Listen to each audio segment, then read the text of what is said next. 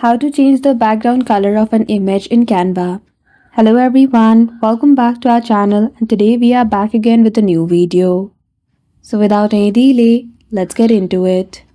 For that, firstly open Canva application, log in with your account details and go to the design where you want to change the background color of the picture.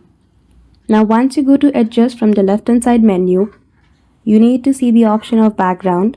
Simply click on it. From the drop down menu, again choose the option of background and below you will see the option of white balance.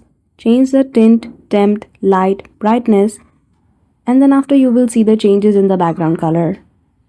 Now make sure before you go to find this option, you have purchased the premium membership of Canva. And that's it. That is how easily you can change the background color of a picture in Canva. So I hope you found this video helpful. If you did, don't forget to give it a thumbs up and subscribe to our channel for such tutorial. Thank you for watching till the end.